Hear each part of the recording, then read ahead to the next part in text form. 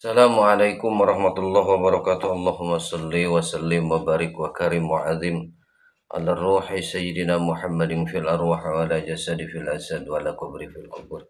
Sahabat yang masih mencintai negara kesatuan Republik Indonesia, ayo kita sama-sama untuk terlibat mencerdaskan umat, bukan malah umat dibodoh-bodohkan atau dibodoh-bodohi. Alhamdulillah saya bertaubat dari muhibin setelah belasan tahun menjadi muhibin, dan sekarang saya sadar dan bertobat, dan saya akan berbicara beberapa hal. Semoga ini menjadi inspirasi bagi sahabat semuanya, termasuk bagi para muhibin yang masih mencintai dan membela mati-matian para imigran Yaman atau yang disebut dengan Ba'alawi atau dengan habaib yang ada di Indonesia. Sahabat, kita sudah mafhum semuanya, bahkan ini berlangsung sudah 100 tahun lebih lah, 145 tahun lebih. Cuma mulai boomingnya tentang habaib itu semenjak kemunculannya Front Pembela Islam, ya, yang dibawa oleh Rizik Syihab. Kenapa saya sebut Rizik Syihab, nggak pakai Habib Rizik Syihab atau doktor atau profesor? Karena kan ini ajaran beliau sendiri. Beliau di saat Al-Kaburi ke Arab, ke Mekah selama 3 tahun kurang lebih, kan dia bikin statement seperti ini, sebarkan ya, apabila ada dari kaum, ya maksudnya pribumi, tokoh-tokoh nasionalis yang punya gelar jangan dipakai gelarnya, profesor jangan dipakai profesornya, kiai haji jangan dipakai kiai hajinya, apapun titel jabatannya jangan disebutkan, langsung aja panggil nama. Bahkan diinstruksikan harus diadu domba antara mereka, nasionalis dan fundamentalis. Jadi saya nyebut Rizik Syihab kenapa nggak pakai Habib atau dokter, karena ini ya ajaran mereka, itu hakikatnya mereka licik, ya. Itu yang saya temukan fakta di lapangan. Kenapa saya semakin mantap dan yakin bertaubat dan lebih memilih untuk bersama berjuang dengan Laskar Sabirillah dan PWI, ya, Perjuangan Wali Songo Indonesia, karena saya melihat faktor apa yang terjadi di lapangan. Saya terus terang belum pernah membaca tulisannya Kiai Imaduddin, ya, tentang tesis tersebut. Saya jujur gak pernah baca. Cuma saya tahu bahwa polemik nasab ini mencuat dan selalu masuk ke beranda. Akhirnya saya penasaran apa yang terjadi dengan polemik nasab ini. Ya, saya akhirnya cross check dan melek melihat kenyataan dan fakta. Kenapa pribumi sampai bergerak masif seperti itu? Ada apa gerangan? Ternyata saya menemukan, kan mereka di framing, dilabeli sebagai habaib itu duriah Nabi.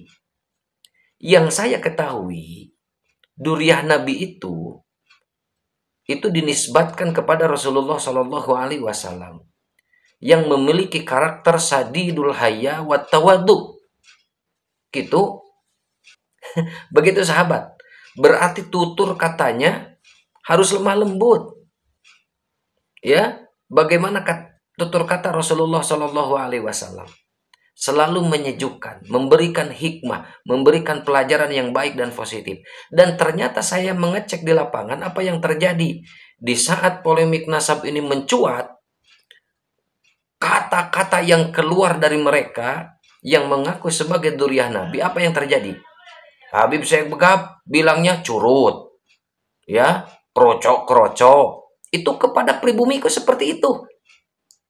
Ya, yang selanjutnya itu Bahar Semit. Ada yang bilang di media sosial Bahar Demit. Nah. Apa yang dia bilang waktu di Madura? Menganjing-anjingkan kiai, membabi-babikan kiai. Kok seperti itu duriah Nabi mulutnya? Jauh sekali dari karakter Rasulullah Shallallahu Alaihi Wasallam.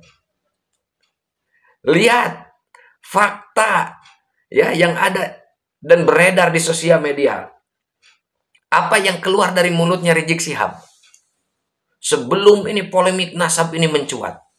Menghina Gus Dur, ya, membutakan matanya, buta hatinya, sampai seperti itunya. Apakah itu betul sebagai duriah Nabi? Coba ini pakai akal waras. Karena jangan sampai kita mengikuti dan mencari suri tauladan yang jauh dari Rasulullah SAW, akhlak dan tabiat karakternya. Terus Rizik Syihab bilang bahwa presiden adalah Dajjal, istananya istana iblis, menteri agamanya Dajjal. Kok seperti itu durian Nabi? Astagfirullahaladzim. Jauh dari karakter dan tabiat watak Rasulullah SAW sebagai akhlakul karimah, suri tauladan yang balik, yang sangat baik. Sedangkan Rasulullah itu kan laqad ja'akum rasulun min anfusikum azizun 'alaihi ma anittum harisun 'alaikum bil mu'minina raufur rahim. Jauh, nggak ada belas kasihan dari mereka. Kasih sayangnya nggak ada yang nampak. Di saat mereka disulut oleh polemik nasab seperti ini, seolah-olah mereka anti kritik. Seolah-olah mereka ini memposisikan seperti Nabi yang nggak boleh dikritik, sedangkan Nabi nggak seperti itu. Ayo, lihat yang di Jawa itu di Solo, siapa novelnya, novel, ya, yang mengkritik Habib kan disamakan dengan iblis. Astagfirullahaladzim. Apakah seperti itu karakter Rasulullah SAW? Yang saya temukan, yang beredar, bahwa yang dinisbatkan, yang saya ketahui sebelum saya taubat, Duriah Rasul itu ada Syarif, ada Sayyid, ada Habib. Itu yang saya ketahui. Ya. Kalau di Sunda atau misalkan di Pulau Jawa atau di Indonesia, karena sudah berakulturasi dengan masyarakat, jadi berubah Sayyid atau Syarifnya. Ada yang bergelar Aceng, ada yang bergelar Tubagus, ada yang bergelar Lora, ada yang bergerak lain-lain di setiap wilayah, itu berbeda-beda. Itu juga yang saya ketahui. Tapi beda ini yang satu ini. Contohnya nih, di saat Wali Songo dinyatakan oleh Robitoh Alawiyah bukan sebagai durian Nabi, dan dipastikan dalam surat idarannya itu yang bernisbat kepada Azmat Khon itu adalah fiktif dan palsu. Jadi duriah Wali Songo itu sudah nggak ada. Apa reaksi Wali Songo? Para Aceng, para Gus, ya, dan Buya mungkin yang lain yang tuh bagus. Apakah bereaksi seperti yang kita temukan reaksi dari para habaib? Tidak. Biasa-biasa saja. Enggak marah. Enggak ribut. Justru malah mengkonfirmasi, mencari, menyelusuri data leluhurnya tentang Wali Songo. Dan ternyata ditemukan dan diakui oleh Nakobah Ashraf Internasional. Dan beda kenyataannya di saat kita menemukan fakta, ya, yang terjadi di saat habaib dipertanyakan tentang nasab keasliannya sebagai duriah Rasul. Beda. Mereka marah, mereka mencaci maki, mereka menghujat, mereka memprovokasi, ngajak perang dan lain-lain. Itu kan Rizik seperti itu. Menghina, mengejek, memframing dan lain-lain. Membayar beberapa orang untuk menguatkan bahwa mereka benar-benar duriah Nabi. Sedangkan masyarakat ini semakin terus bergerak seperti bola salju menggelinding dan semakin besar. Berupaya sehebat dan sekuat apapun dari klan Baklawi, bukan justru malah menguatkan, justru malah semakin menghancurkan kredibilitas dan martabatnya. Semakin kuat para muhibin membela mati-matian seperti Mas Wafi, ya, oleh sesepuh Sidogiri sampai bilang bahwa Wafi itu neneknya, leluhurnya, kakeknya itu adalah PKI. Semakin dibela semakin remuk, dibela mati-matian semakin hancur, semakin mencuat di framing semakin rungkat. Kenapa ini bisa terjadi seperti itu? Karena kalau dianalogikan gaharu, apabila dibakar, bukan bau yang keluar, tapi malah harum. Seandainya nih para habaib atau klan Baklawi dibakar laksana gaharu, kalau harum, berarti benar-benar duriah Nabi. Itu logika saya. Tapi ternyata kenyataannya, fakta di lapangan menemukan, di saat dibakar dengan adanya polemik nasab ini, bukan harum.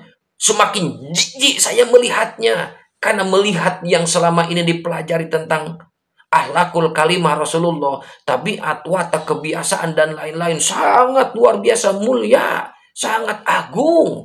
Tapi kenapa yang menisbatkan ini sebagai durian Nabi? Jauh. Kata-kata kotor, kata-kata yang kasar, menjijikkan yang keluar. Memprovokasi, ngajak perang, menuduh, memfitnah, memframing, dan lain-lain. Bukan gaharu. Kalau sebenarnya asli gaharu dibakar itu harus harum, bukan bau. Dan ini enggak harum, malah bau. Begitu sahabat. Coba cek di lapangan, wahai para muhibin yang membela mati-matian. Kalian dikasih akal, perangkat yang sangat luar biasa sama Allah. Memang ada beberapa tingkatan akal. Ajijiyah, hisabiyah, atoiyah, juhadiyah, dan akmaliyah. Cuma kalian para muhibin sudah dicekok di doktrin mati-matian, tidak boleh naik tingkat akal kalian. Tetap harus di ajijiyah, dimatikan, tidak boleh kritis. Tidak boleh bertanya, ngapain ikut campur urusan nasab. Itu kan didoktrin supaya tidak terlibat. Tetap bodoh, tidak mau kenyataan yang terjadi. Seperti apa yang sebenarnya. Lebih baik salah mencintai daripada salah membenci. Itu bukan mencerdaskan umat. Itu membodohkan umat. Ini gak sadar ini tokoh-tokoh kok berkata seperti itu.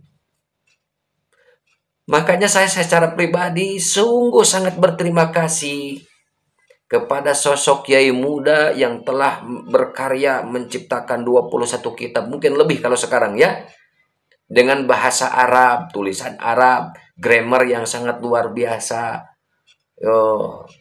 indah rapi, ya, ternyata mampu membongkar dan ternyata menyadarkan masyarakat Indonesia, ratusan juta Indonesia ini umat tersadarkan yang selama ini sehingga kurang lebih 145 tahun dibodohkan, dibodoh-bodohi dengan sejarah palsu, dengan fakta yang asli yang ditutup-tutupi.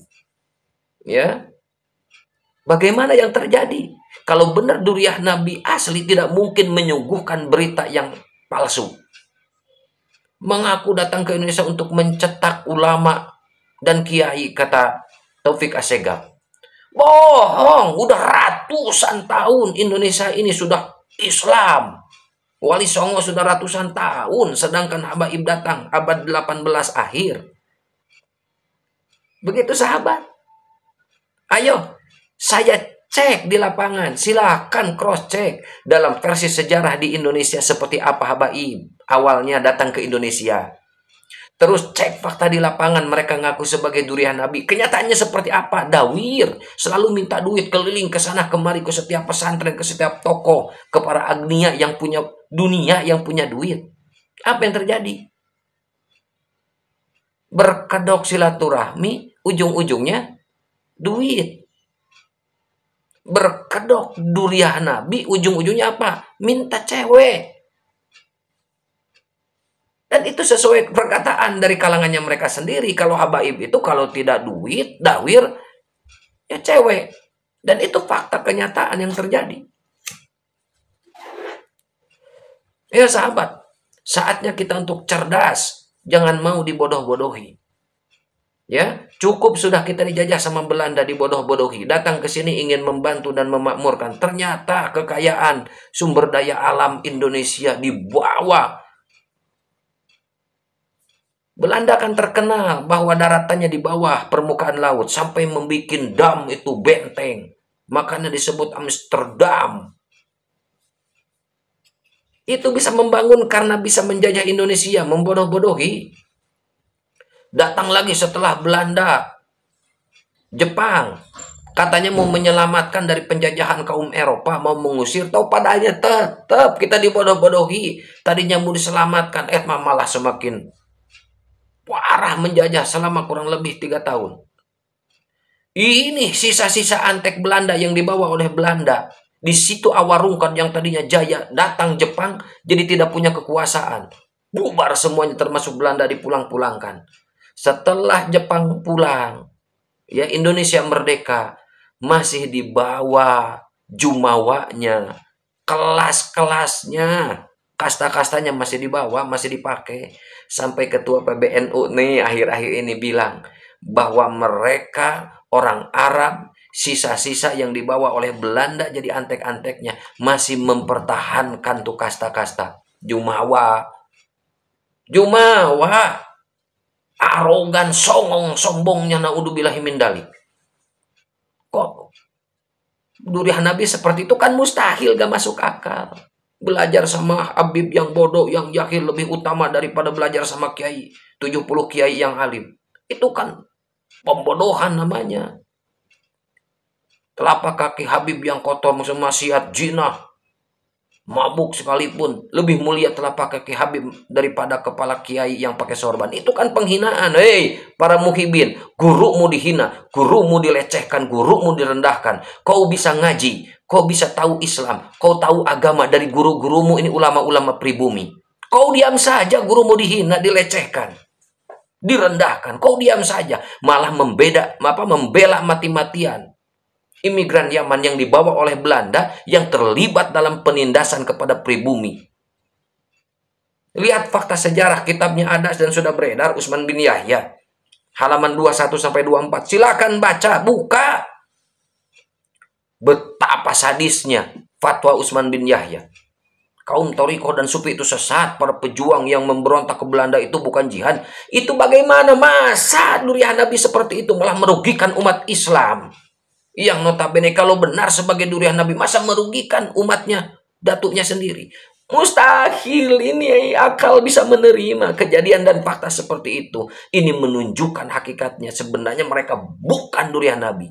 Atas dasar itu saya bisa tobat, alhamdulillah. Seperti itu. Berapa ribu pesantren saat sekarang yang terbebas dari dawir, yang tadinya setiap hari, setiap minggu datang berbondong-bondong minta duit. Dan alhamdulillah saat sekarang barokah Kiai Imad. Makasih Kiai Imad, semoga panjang umur, tambah berkah, terus berjuang dengan Laskar Sabilillah dan perjuangan Wali Songo Indonesia untuk selalu mencerdaskan umat dari pembodohan-pembodohan, dari feodalisme yang berkedok agama, dari penjajahan yang berkedok duriyah, dari penjajahan yang berkedok muhibin, padahal itu sebagai budak-budaknya. Kenapa dikatakan budak-budak? Silakan cek fakta kenyataan yang di lapangan. Kedoknya muhibin, hakikatnya adalah budak. Mereka harus menyiapkan segala sesuatu yang dibutuhkan oleh habaib. Saya berbicara sama oknum nih ya, oknum Habib. Karena memang tidak semua Habib yang seperti itu. Memang betul. Tapi sayangnya Habib-Habib yang baik diam saja. Tidak ikut terlibat mencerdaskan kaumnya. Seolah-olah dibiarkan. Coba muncul ke permukaan. Tunjukkan niat baik. Ini kan enggak. Malah seolah-olah dibela. Seolah-olah ya, seolah-olah. Mohon maaf kalau salah.